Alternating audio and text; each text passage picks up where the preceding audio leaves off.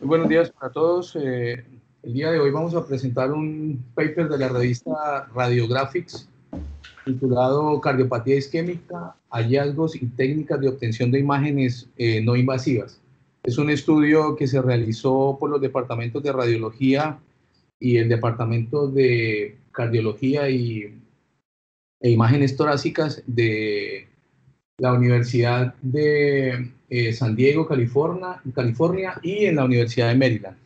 Bueno, los objetivos del día de hoy, o por lo menos para que nos quede un poco más claro el tema, es tratar de describir los diferentes métodos de imagenología no invasivos. Ese es el punto clave para hoy, las características que tienen para la evaluación de la enfermedad isquémica miocárdica, reconocer la aparición de estos diferentes métodos y cuál es la importancia que tiene para el diagnóstico del IAM, y reconocer también algunas diferencias y algunas complicaciones que se pueden presentar utilizando los diferentes métodos.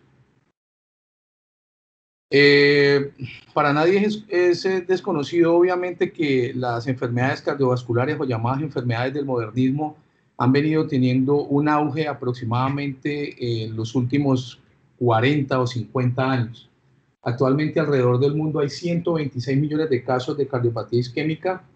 Sigue siendo una de las principales causas de muerte, con más de 9 millones de muertes al año en todo el mundo, valores que superan de lejos, obviamente, la actual pandemia.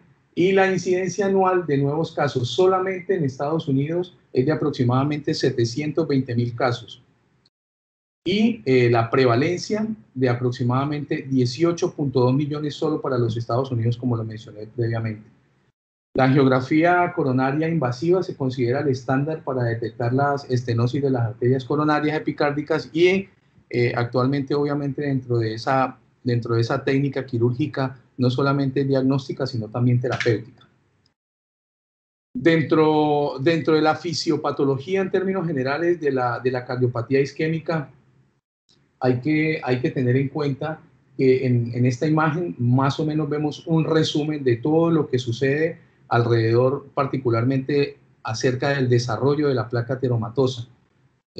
Ya es conocido por todos, o por lo menos en las revisiones que hemos hecho incluso previamente, se habla de la fisiopatología de la placa ateromatosa relacionada con la infiltración de lípidos, de la esterificación de los lípidos, de las lipoproteínas de baja densidad y obviamente del colesterol, hecho que hace que se conformen en algunas ocasiones las famosas células espumosas, y hay que tener en cuenta concomitantemente con eso la neovascularización de la placa.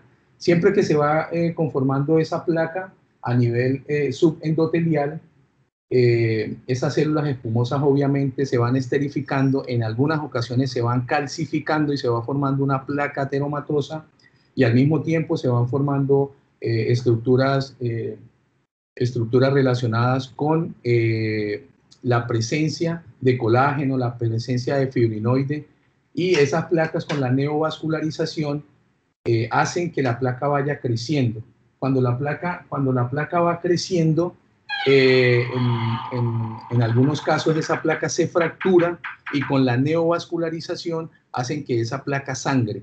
Entonces, ese hecho fisiopatológico, así en términos generales, hace que la placa vaya ocupando un espacio en la luz dentro del vaso coronario. Entonces, eso hace que haya una disminución del diámetro de la luz, y al mismo tiempo, conforme la placa va creciendo, va produciendo un adelgazamiento de esa placa hasta que la placa se rompe, y obviamente ya cuando se rompe se genera obviamente la obstrucción o la formación del coágulo y el evento coronario. También hay que tener en cuenta que desde el punto de vista vascular, esa obstrucción de la luz del vaso van provocando síntomas en el paciente, síntomas que van en el tiempo provocando cambios en el miocardiocito. Entonces es muy importante tener en cuenta eso. Eso es más o menos, a manera de resumen, la fisiopatología de la cardiopatía isquémica. Dentro de la evaluación anatómica no invasiva de la estenosis de la arteria coronaria, es decir, de eso que acabamos de revisar, hay unos valores importantes que hay que tener en cuenta desde el punto de vista inicial en el abordaje que hacemos del paciente cardiópata. Entonces, el puntaje de calcio coronario es muy importante y es uno de los elementos a tener en cuenta. En este caso tenemos una paciente de sexo femenino de 64 años con antecedente de diabetes e hipertensión que había consultado por dolor torácico. En este corte axial en tomografía, lo que estamos evidenciando es el calcio que se evidencia o que se muestra en el trayecto de la arteria coronaria principal. Aquí lo toman como coronaria principal, pero esa es la descendente anterior. Y obviamente algunas ramas. Ese calcio que nosotros estamos evaluando ahí es importante porque se hace un score de calcio y ese score de calcio está basado directamente en la edad, en el género de la persona o el sexo y la raza de la persona o la etnia. Eso nos va a dar a nosotros un puntaje que nos va a permitir definir ese score de calcio. El score de calcio genera una puntuación que se llama la puntuación de Agatston y el objetivo de ese score de calcio es determinar o tratar de evaluar, digamos, un porcentaje o un factor de riesgo a tener en cuenta dentro de la enfermedad de estos pacientes. Hay que tener en cuenta dentro de esta técnica no invasiva para la evaluación de la arteria coronaria, tener en cuenta que ese score de calcio concomitantemente con la información que nos va a dar la tomografía en cuanto a la obstrucción de la luz, en evaluar las cinco categorías o los 5 grados de estenosis. Entonces nosotros podemos tener sin estenosis, que es cuando tenemos un 0% de obstrucción a nivel de la placa de calcio. Puede haber una estenosis mínima, una estenosis leve, una estenosis moderada, una estenosis severa y una oclusión. Entiéndase oclusión como el taponamiento completo del 100%. La mínima va entre 1 y el 24%, la leve del 25 al 49%, moderada de 50 a 70 y severa de 70 hasta 99. Entonces, es muy importante esta evaluación. Dentro de esta evaluación que se hace con los pacientes, hay que tener en cuenta la geografía coronaria por tomografía, que nos va a brindar una sensibilidad del 94% y una especificidad del 83%. Esos dos valores hay que tenerlos en cuenta porque más adelante lo vamos a cotejar con la resonancia. Y ese estudio de angiografía coronaria por tomografía también nos permite evaluar obviamente las características de la placa. En esta imagen lo que estamos evaluando es precisamente en la angiografía coronaria por tomografía, en donde vemos varios grados de estenosis. Entonces aquí en este caso hay una estenosis que está tasada, es decir, vemos aquí dentro del vaso el contraste, y es una estenosis que está tasada en el 10%. O sea, es considerado una estenosis mínima. La mínima va de 1 hasta 24%. Y vamos viendo progresivamente diferentes grados de estenosis. Aquí vemos una estenosis del 25%. Aquí vemos, digamos, discretamente se logra ver el borde del vaso. Aquí vemos una obstrucción del 50%. Aquí se ve la placa. La vemos acá. En esta imagen estamos viendo una estenosis del 75%, haciendo un cálculo aproximado. Y vemos diferentes grados de estenosis. No solamente la angiografía coronaria por tomografía nos permite ver este tipo de imágenes acerca de las arterias coronarias, sino que también obviamente nos permite evaluar los diferentes sitios donde hay obstrucción y en donde vemos la presencia de placas ateromatosas. Esta imagen lo que nos permite evaluar es no solamente las características del vaso, la presencia de calcio, si hay una obstrucción, sino también nos permite evaluar la presencia de artefactos, que en este caso, a nivel de esta es la arteria coronaria derecha, en donde se veía el artefacto que generaba el marcapaso que tenía este paciente unicameral sobre la aurícula derecha.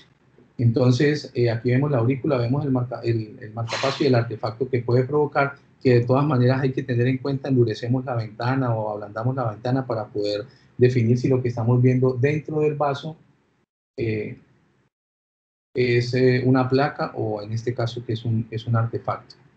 Bueno, dentro de la evaluación funcional no invasiva de la estenosis de la arteria coronaria hay que tener en cuenta en este cuadro las indicaciones y las contraindicaciones que pueden tener estos pacientes.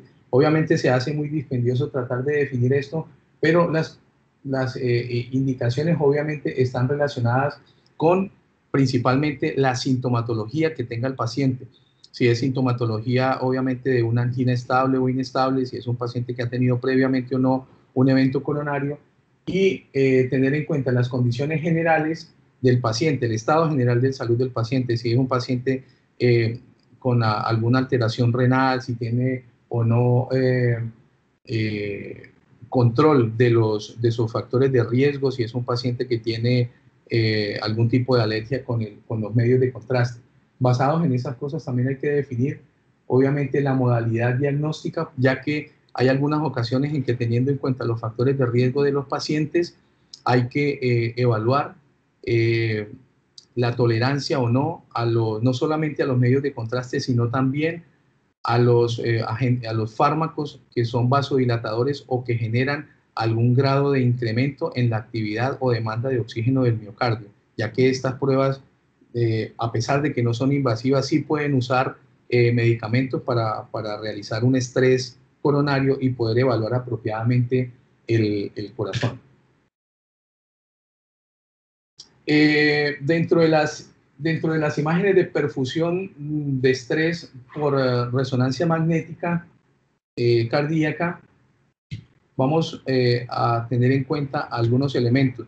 La resonancia magnética de esfuerzo en este momento a nivel mundial es una de las más utilizadas. Si bien es cierto que representa costo-beneficio, un costo elevado en relación a los estudios que se pueden hacer, como por ejemplo la prueba de estrés con dobutamina en cinta o la prueba que se hace de estrés con el paciente en reposo, hay que tener en cuenta que actualmente estos pacientes que se hace la resonancia se usa con estrés y sin estrés, es decir, hacemos una resonancia cardíaca usando el gadolinio y usando un vasodilatador. Entonces el objetivo es obtener imágenes en reposo y luego obtener imágenes con el estrés miocárdico. Y hay varias formas de obtener esas imágenes. Hay unas secuencias especiales que se usan en resonancia que se llaman las secuencias flash y que para este caso lo que estamos evaluando en esta resonancia es una paciente de 53 años que había consultado por dolor torácico al realizar esfuerzo. Incluso había presentado algún tipo de angina de reposo. Entonces, en las imágenes que se habían obtenido en el plano axial, veíamos o se evidencia en esta paciente que tenía una función sistólica, se había determinado una función sistólica o fracción de eyección también del 61%. Y en esos pacientes, cuando son, aquí vemos, digamos, en estado basal, cuando es sometido el paciente a la perfusión farmacológica con estrés, que en este caso se había usado la adenosina, evidenciaba algunos defectos graves de perfusión subendocárdica que afectaba a todos los segmentos del miocardio. Entonces, ¿qué es lo que estamos viendo? Este halo de hipointensidad en las imágenes en reposo, en estrés y en la perfusión tanto del gadolinio como del medicamento que genera el estrés miocárdico, vemos acá un tenue, digamos, se veía apropiadamente la perfusión del miocardio. Cuando es sometido a estrés, vemos que no se ve el medio de contraste, a pesar de que estaba el paciente con un estrés de vasodilatación. Igual, ojo, hay que tener en cuenta que fisiológicamente el corazón, cuando se contrae, la microvasculatura también lo hace y por ende no hay perfusión del miocardiocito. Hecho que sucede cuando se da la fase diastólica. Ahí se va a nutrir o se va a perfundir el miocardiocito. Pero en este caso se veía homogéneo y cuando ya cesa la prueba de estrés, vuelve a reperfundir el miocardio. Entonces el objetivo de esta imagen es tratar de evaluar de que no podemos, digamos, de una tirarnos de cabeza a decir que hay un evento coronario o de hipoperfusión global a nivel del ventrículo. También tenemos que evaluar obviamente las fases de lavado en las cuales podemos ver nuevamente el realce del miocardiocito. Esta es digamos, la porción apical media y apical del ventrículo izquierdo. Ya en estas imágenes, que son ya imágenes de angiografía coronaria, en la que estamos viendo en este caso algunos puntos de disminución de la luz a nivel de la arteria descendente anterior. Se muestran obviamente a las zonas de estenosis. Esto ya es considerado una estenosis importante, por lo menos del 75%, tanto a nivel proximal como a nivel distal. Igual aquí tenemos otras zonas, es decir, hay varias zonas en el vaso principal en donde vemos la estenosis. Aquí vemos también otro punto importante de estenosis severa en proximidad al ostium sobre la aorta ascendente. Aquí vemos la descendente anterior, aquí veríamos la arteria circunfleja y aquí veríamos la coronaria derecha. Bueno, muy bien. Dentro de esta evaluación que seguimos de las imágenes con perfusión de estrés por resonancia, como les decía ahora, si bien es cierto que en la imagen anterior habíamos visto de manera global en el suministro del estrés del corazón, para ver cómo era la perfusión a nivel subendocárdico en este caso, vemos aquí una mujer de 48 años que había consultado por dolor torácico. En las imágenes de perfusión de estrés se evidencia un área aquí subendocárdica de baja intensidad que en este paciente había sido compatible con esta área de baja intensidad o hipointensa se denomina borde oscuro. Entonces, de esta manera, como lo estamos viendo, se había definido que el paciente tenía alteraciones en la perfusión del miocardio a ese nivel. Se veía, obviamente, no se veía homogénea como la habíamos visto anteriormente, sino que se veía solamente en esta zona. Dentro de esa resonancia o la manera como se puede adquirir esas imágenes, hay varios métodos. Los principales son el método de bolo doble y el método de secuencia dual. El método de bolo doble simplemente lo que hace es tratar de inyectar diferentes concentraciones del gadolinio, obviamente teniendo en cuenta el objetivo de ver esas concentraciones es ver qué tanto capta el miocardiocito el gadolinio o el contraste paramagnético. Entonces, dependiendo de las fases en las que nosotros estemos evaluando el corazón, vemos si digamos, la manera como se impregna todo el miocardiocito lo hace de manera homogénea o lo hace de manera parcheada, para tratar de definir si el paciente ha tenido eventos coronarios previos o si estamos frente a un evento coronario agudo. Y el método de secuencia dual lo que hace es tener en cuenta, digamos, el ciclo cardíaco. Ya en otras ocasiones habíamos hablado, o por lo menos se había revisado, que es muy importante tener en cuenta la frecuencia cardíaca que debe tener el paciente, que lo ideal es que esté por debajo de 65 para poder ver adecuadamente dentro del ciclo cardíaco, particularmente en la diástole, ver cómo es la impregnación o la perfusión que se hace de todo el miocardio. Dependiendo digamos, de ese flujo o de ese método de bolo doble o de secuencia dual, bajo unos algoritmos que están establecidos previamente en el resonador. Entonces se va a determinar cuál es el flujo, la cantidad de flujo que recibe el corazón y la unidad de tiempo que se está evaluando. Entonces nos permite a nosotros obtener, digamos, imágenes de perfusión por gramo de tejido en unidad de tiempo. Y con esos elementos se pueden elaborar lo que se llaman unos mapas o unas especies de cartografía del corazón. Para entender mejor eso, lo vamos a ver en estas imágenes. Acá este era el caso de un paciente de 65 años en el que se realizó la resonancia cardíaca de perfusión con adenosina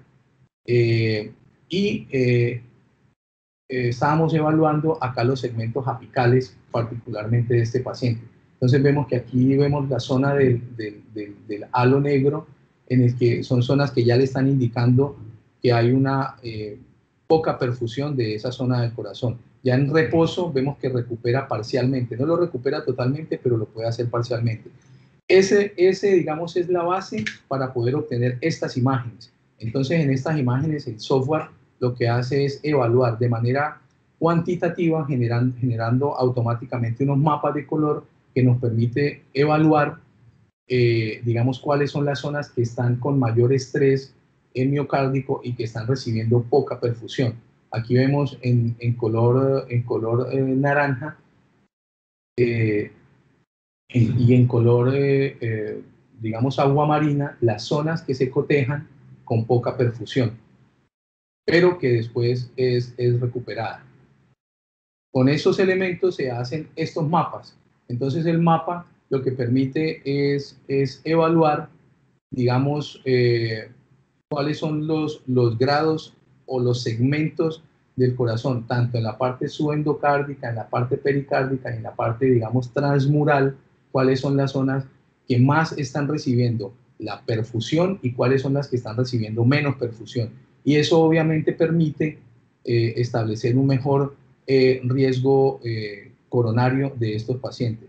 Esto antes, hace muchísimos años antes, 30 años antes, se venía definiendo, algunos clínicos o algunos cardiólogos eran capaces de definir estas zonas solo con el electrocardiograma. Es decir, con el electrocardiograma por lo menos se hacía elocuencia o por lo menos se infería cuáles eran las zonas, dependiendo de las 12 derivaciones del electrocardiograma, cuál podría ser la arteria que se estaba afectando, teniendo en cuenta que la afectación que se presentaba sobre el miocardio iba a representar un cambio eléctrico en el electrocardiograma, y eso le permitía a ellos tratar de definir este tipo de riesgo cardiovascular.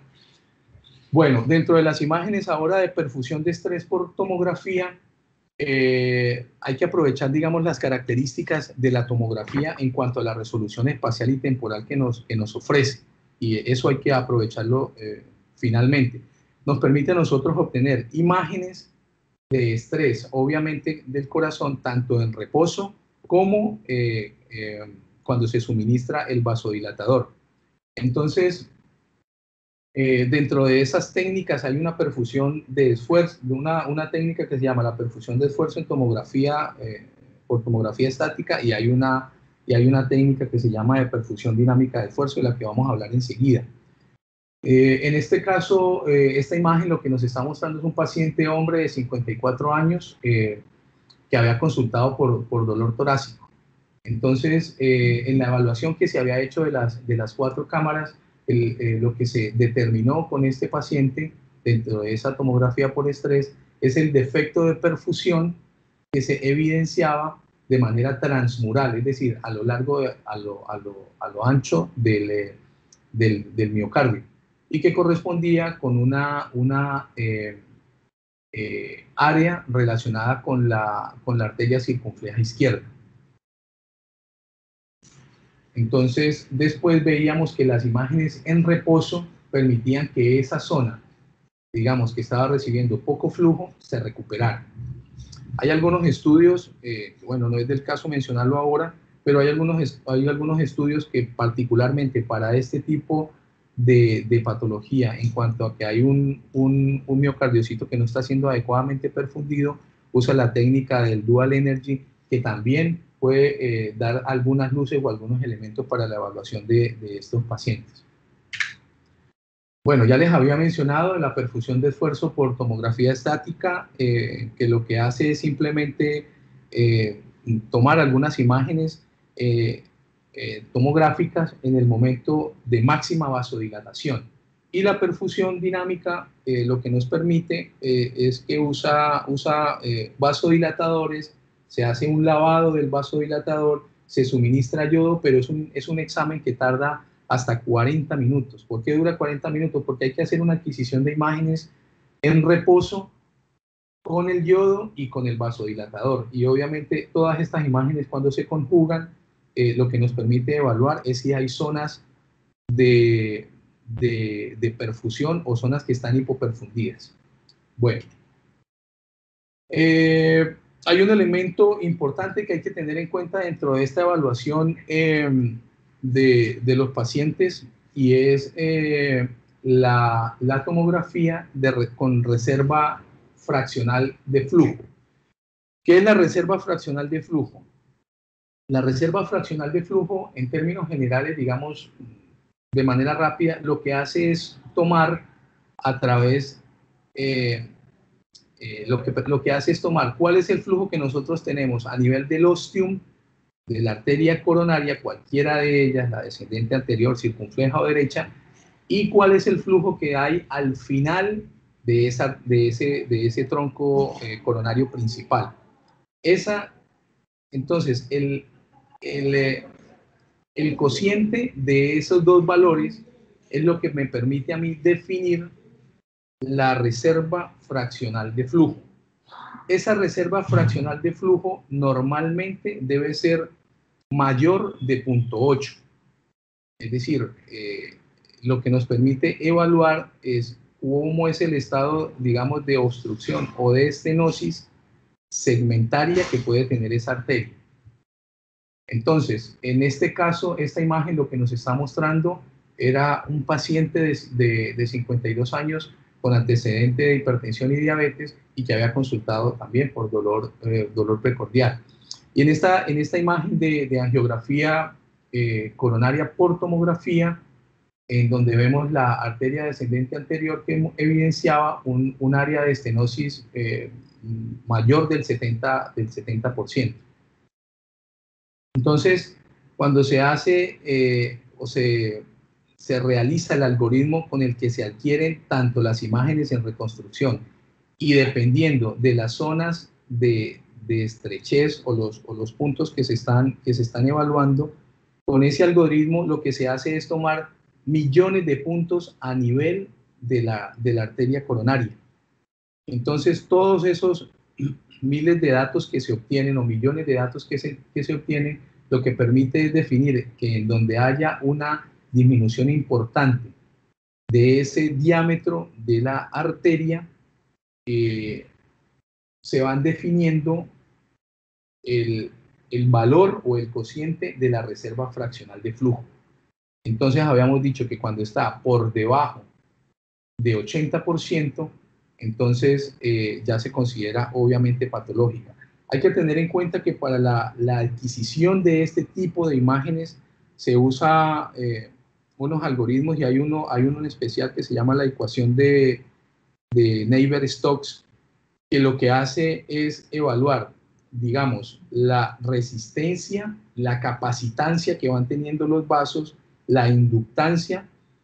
Hay que tener en cuenta otros elementos como el gasto cardíaco, la presión aórtica, la presión arterial, y todos esos elementos lo que hacen es darnos mucha más información para poder obtener este tipo de imágenes. Aquí vemos en la imagen de angiografía durante un cateterismo coronario que se hizo la estenosis sobre la arteria descendente anterior.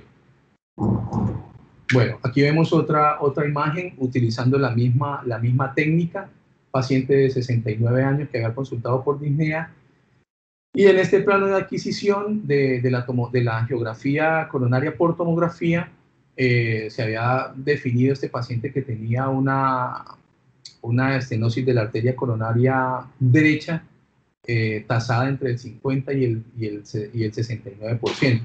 Secundaria a, ¿qué? A las placas que tenía este paciente. Tenía múltiples placas que obviamente provocaban diferentes niveles de estenosis. Entonces, cuando se tomaban los valores de lo que ya les había mencionado ahora, en el ostium de la arteria, en este caso la coronaria derecha, y en la porción distal, entonces se establece cuáles son los grados de estenosis y cuáles podrían ser las zonas que dentro de la cartografía que se hace del miocardiocito nos puede mostrar, que ya les había mostrado más o menos con los mismos colores, cuáles son las zonas que más están sufriendo, para poder definir obviamente el tratamiento en estos pacientes. Aquí tenemos otro ejemplo, también placas ateromatosas múltiples sobre la arteria descendente anterior. Este era un paciente de 60 años que igual había consultado por dolor precordial, tenía un antecedente de un reemplazo de válvula aórtica y tenía concomitantemente también un marcapaso bicameral. Entonces vemos la adquisición de esas imágenes. Y dentro de ese algoritmo obviamente se establecen cuáles son las zonas de reserva fraccional de flujo, que son mucho más críticas y son las que hay que evaluar. Bueno, tenemos otra modalidad de imágenes rápidamente, que son las imágenes de perfusión miocárdica por tomografía por emisión de positrones y por el SPECT. La obtención de estas imágenes, esto se viene haciendo más o menos desde los años finales de los 80 o los 90.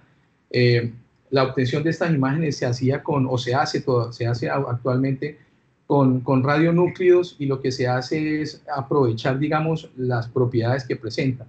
Entonces lo que se hacía era, obviamente, se obtenían algunas imágenes en reposo y se obtenían las imágenes en estrés del miocardiocito, y se aprovechaban las propiedades para determinar o para, digamos, captar los fotones emitidos del radionúcleo y asimismo evaluar cuáles eran las zonas de mayor perfusión y cuáles eran las zonas de menor perfusión. Y esto casi siempre lo cotejaban con un electrocardiograma que iba corriendo en papel o en el monitor, y entonces se iban definiendo o se iba cotejando más o menos con el electrocardiograma. Los radiomarcadores que casi siempre se usaban eran el rubidio 82, actualmente se usa el nitrógeno 13, el amoníaco 13, pero el que más se usa sigue siendo el rubidio. ¿Por qué? Porque tiene una vida media de 75 segundos. Entonces, eso lo que permite es captar rápidamente cuáles son las zonas más perfundidas, cuáles son las zonas menos perfundidas, y así, digamos, las imágenes sucesivas que se van obteniendo nos van dando una fidelidad en cuanto a que esas son las zonas que están afectadas en el corazón. Y obviamente lo que pretende es buscar defectos de perfusión. Este método lo que hace es buscar ese tipo de características. Aquí tenemos otro ejemplo, aquí en la zona más apical. Esta es la zona más, digamos, más craneal del corazón. Esta es la zona ya más distal, y entonces estamos viendo cuáles son las zonas en donde hay menos perfusión en diferentes planos de adquisición, tanto en axial como en oblicuo como en sagital. Aquí tenemos otro ejemplo, estamos viendo las mismas áreas, y obviamente se hace la evaluación de todo el corazón. Las imágenes que se obtienen, sobre todo para el SPECT, lo que hace es, como les dije ahora, tanto en estrés como en reposo, pero particularmente para el SPECT, lo que hay que evaluar, o lo que se hace con estos pacientes, es que se somete a un estrés el corazón, y hasta que el paciente sienta los síntomas, ahí es el momento en el que se suministra el radionúclido en ese punto máximo de estrés y de vasodilatación, para tratar de evaluar cuáles son las zonas en donde hay menos perfusión. Los medicamentos que se usan puede ser o la dobutamina o el dipiridiamol o el regadenoson, que también es otro que se usa en estos casos. Bueno, Aquí hay una comparación de los métodos de los que hemos venido hablando, de la resonancia cardíaca por estrés, que nos ofrece, les había dicho inicialmente que había que tener en cuenta cuál era la sensibilidad y la especificidad que ofrecía sobre todo la tomografía de estrés o la adquisición de imágenes en perfusión de estrés del miocardiocito. Entonces nos ofrecía o nos ofrece una sensibilidad del 92% con una especificidad del 82%. Sin embargo, la resonancia es superior, mostrando una sensibilidad del 90% y una especificidad del 94%. Obviamente acá cotejamos las ventajas y las desventajas de los diferentes métodos que hemos venido hablando: resonancia, tomografía por emisión de positrones y las pruebas que incluso no mencionamos, que es, digamos, la ecocardio de esfuerzo en banda. Lo que hace es tratar de evaluar, obviamente, las características del trazado electrocardiográfico de acuerdo a los síntomas que vaya teniendo el paciente. Este diagrama de flujo lo que nos permite a nosotros ver rápidamente es tratar de, teniendo en cuenta la sospecha o el antecedente de cardiopatía del paciente, cuál va a ser, digamos, el mejor método no invasivo que nosotros debemos definir, teniendo en cuenta, obviamente, de si la vía o el camino que hay que tomar para estos pacientes de acuerdo a los antecedentes o los factores de riesgo que el paciente tiene, teniendo en cuenta de si inicialmente se había hecho una angiografía por tomografía, definir cuáles son los grados de estenosis y en ese mismo sentido tratar de considerar si hay que hacer otros métodos que incluso pueden ser invasivos. Lo mismo ocurre tanto para la resonancia como para los pacientes que tienen alteraciones en la función renal y que definitivamente no hay que someterlos al contraste iodado, sino que hay que pasarlos a otro tipo de métodos con el objetivo de evaluar el riesgo cardiovascular y cuáles son los niveles de obstrucción que tienen sus arterias coronarias. Este caso de resonancia magnética cardíaca, aquí lo que estamos viendo es, digamos, el realce que se presenta con el contraste, un realce subendocárdico. Lo que hace es mostrar, o por lo menos tratar de inferir cuál es el área vascular que está afectada dependiendo de la zona miocárdica que está presentando el realce.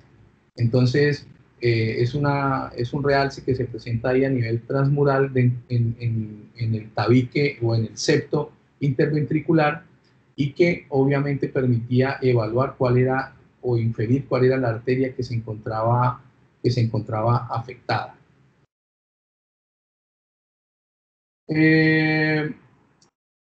Dentro de la resonancia cardíaca que se hace a estos pacientes, aquí lo que pretendemos evaluar es la comparación de las imágenes que se hace teniendo en cuenta un elemento que se llama el LGA, en el que significa evaluar o ver en la resonancia cuál es el realce tardío de gadolinio.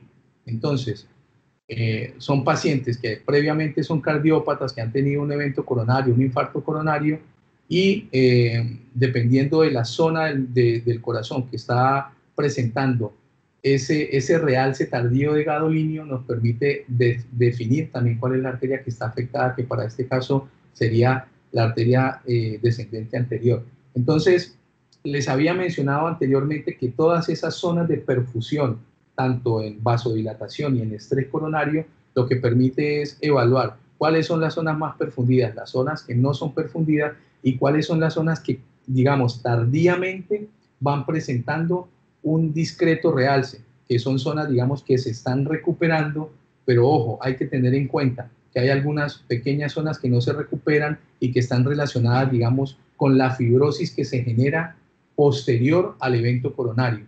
Entonces, no solamente basta con evaluar la parte aguda o cuál va a ser el pronóstico dependiendo de lo que se obtiene, sino que hay unas imágenes que se obtienen posteriormente y que en el postprocesado nos pueden brindar información relacionada con digamos, la recuperación que puede ir teniendo ese corazón, ese miocardio.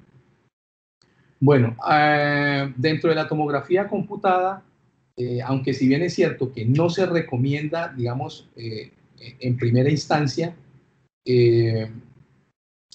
¿por qué no se recomienda en primera instancia? Porque hay otros elementos que por protocolo la AJA ha establecido para el manejo de los pacientes con evento coronario. Obviamente, en estos casos, lo que hay que evaluar, aparte de la placa y aparte de la obstrucción de ese vaso, es evaluar obviamente cuál es la parte del miocardio que queda viable para poder definir el pronóstico final de ese paciente. Entonces, este era el caso de un hombre de 65 años en el que se mostraba aquí esta área de densidad o de incremento de la densidad, en donde se veía obviamente una calcificación, y esa calcificación estaba relacionada con un evento coronario previo. Entonces había habido obviamente lesión del miocardio, hace una fibrosis crónica. No vamos a hablar ahora digamos, de cómo es la fisiopatología del depósito de las células colágenas y cómo es la calcificación que ocurre, y muestra obviamente esas calcificaciones. Aquí los autores del artículo hablan de que el Dual Energy permite, digamos, delimitar de una manera más precisa cuál es esa zona de miocardio que ya no funciona, o que hay zonas de aquinesia dentro del ciclo cardíaco, o dentro del ciclo cardíaco, que obviamente no están presentando contracción.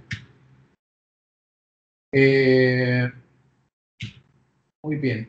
Dentro de las complicaciones que nosotros se pueden presentar en todos estos pacientes con eventos coronarios, esas complicaciones están mucho más relacionadas con el debilitamiento de la pared que se ha infartado. Y ese debilitamiento de la pared puede finalmente terminar en la formación de aneurismas o de pseudoaneurismas a nivel del ventrículo, que obviamente es la porción anatómica que más se afecta. No solamente se pueden formar aneurismas en estos pacientes, también puede haber, digamos, la llamada metaplasia grasa, es decir, hay fibrosis y hay depósitos de grasa a ese nivel posterior a un infarto de miocardio crónico. Dentro de esa fisiopatología hay unas secuelas que se presentan ahí de curación de toda esa zona infartada y de remodelación, obviamente, de esa región. No solamente va a presentar remodelación de la pared, sino que a nivel interno o del ventrículo, en donde nacen también los músculos papilares, que se pueden ver afectados cuando hay áreas de infarto subendocárdicas, hacen que también esos músculos papilares sufran. Y cuando los músculos papilares obviamente también sufren o se infartan o presentan isquemia, también va a producir alteraciones a nivel de la válvula. Entonces se presentan alteraciones a nivel de esos pilares musculares, y también se presentan insuficiencias valvulares secundarias a ese evento coronario. Aquí es muy importante tener en cuenta lo que veníamos hablando ahora acerca del realce tardío del gadolinio. ¿Por qué? Porque obviamente nos permite definir o delimitar con mucha más precisión cuál es el área infartada, y obviamente ver cuáles son las zonas que están reperfundiendo. En esta imagen lo que estábamos viendo, obviamente, aquí lo que nos muestra con la flecha es el segmento, digamos, más externo, que estaba relacionado con un aneurisma ventricular, particularmente aquí en la porción anterior del ventrículo izquierdo, y que contenía en su interior un trombo dentro de esa formación del aneurisma. Este es otro ejemplo de un aneurisma apical con presencia de trombo, y que en esas fases de realce tardío del gadolinio se mostraba cuáles eran las áreas que estaban nuevamente reperfundiendo. Esta imagen lo que nos muestra es un pseudoaneurisma en una mujer de 61 años, en el que se había hecho la evaluación con el contraste y que evidenciaba la salida del material de contraste a nivel de este cuello estrecho que se evidencia en el ventrículo izquierdo y que era compatible con un pseudoaneurisma secundario a un evento coronario que había tenido el paciente. En estas imágenes de resonancia, lo que nos permite evaluar en un paciente previamente infartado, no solamente el halo negro del que habíamos hablado ahora, de las áreas de reperfusión, sino también las imágenes relacionadas con la metaplasia grasa que iban adquiriendo estos pacientes.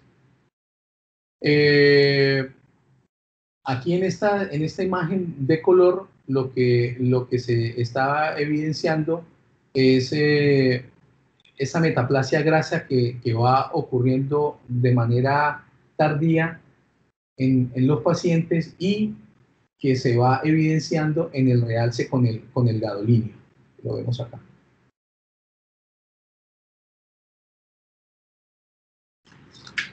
Estas imágenes, era una paciente de 61 años que había consultado con dificultad para respirar y con dolor precordial, y lo que se había tratado de evidenciar en este paciente era una comunicación interventricular que había secundaria a un evento coronario en el septo interventricular. Lo vemos mejor en esta imagen de cine,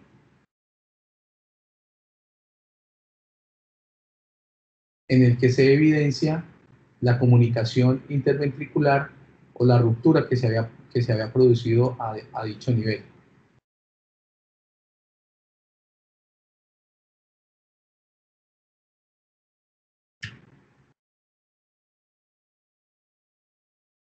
Esta es otra imagen, este es el mismo paciente, pero en un plano de adquisición coronal.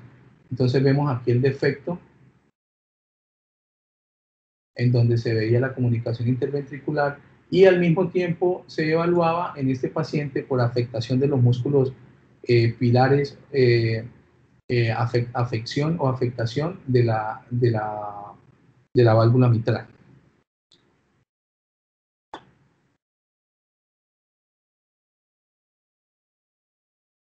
Bueno, ya para terminar, los hematomas que se forman a nivel, digamos, intramiocárdico, también pueden, en la técnica de resonancia con gadolinio y con estrés y vasodilatadores, la evaluación de realce tardío con gadolinio también muestra cómo hay áreas de perfusión, como ya lo hemos mencionado anteriormente, áreas de perfusión en esas zonas en donde se había presentado el evento coronario. Entonces se ven algunas áreas de reperfusión aquí en el grosor del músculo cardíaco, y concomitantemente este paciente también presentaba, aquí en el asterisco se veía un derrame pericárdico.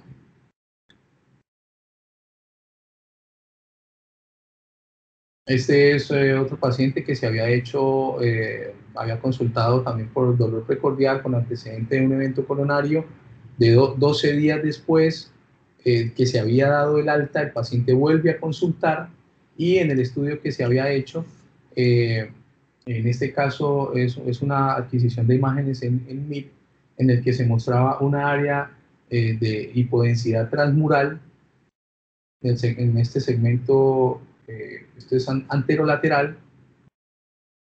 que estaba relacionado obviamente con el territorio de la arteria circunfleja, y que estaba relacionado obviamente ya con secuelas o de áreas de aquinesia y de fibrosis que comienza la formación en la zona del infarto, y concomitantemente también se veía derrame pericárdico. Ya como conclusión, debemos tener en cuenta que para el tratamiento del evento coronario, o por lo menos de la cardiopatía isquémica, tenemos algunos métodos tradicionales y también tenemos algunos métodos que vienen tomando alguna importancia y se van posicionando de a poco para tratar de definir como indicador de la enfermedad arterial coronaria, tratar de evaluar o de evaluar apropiadamente toda la fisiopatología, tratar de evaluar apropiadamente no solamente decir que tiene un evento coronario o que tuvo un infarto, sino mirar cuáles son las áreas relacionadas con la recuperación de ese miocardio y obviamente tener en cuenta de que tanto la resonancia como la tomografía, como la tomografía por emisión de positrones nos permiten a nosotros evaluar de una manera más precisa y funcional toda la enfermedad arterial coronaria. Muchísimas gracias.